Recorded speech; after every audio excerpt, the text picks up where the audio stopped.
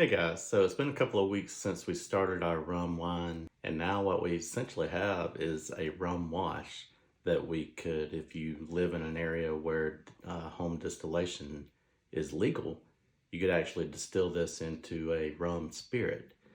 However, if you live in the United States like I do, our state does not allow home distillation of any kind.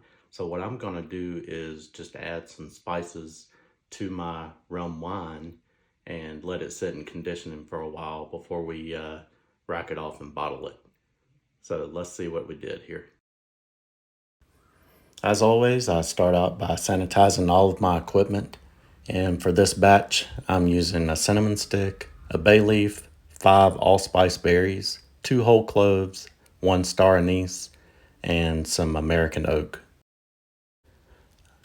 Again, this has been a few weeks since we started, so I'm expecting to be pretty close to finished, but if it's not, that's fine. I just want to see where we are at this point. And it looks like we are right around 1004, so around 15%. 1004 is a little dry for my taste, so what I plan to do here is add about 8 ounces more of dark brown sugar that will back sweeten a little bit. The yeast should be finished, maybe go a few more points, but if I need to back sweeten it later, I can do that again. All right, so I'm going to add that brown sugar into the bucket here, and then I'm going to siphon out of my fermentation bucket into the conditioning bucket. Give it a good stir, make sure that brown sugar gets mixed in, and then we're going to take another gravity reading just to see where we are. And that brings us to right around 1016, so we're good there.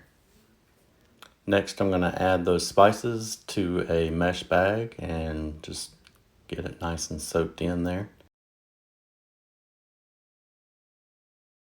I'm also going to drop in a couple of American oak spirals.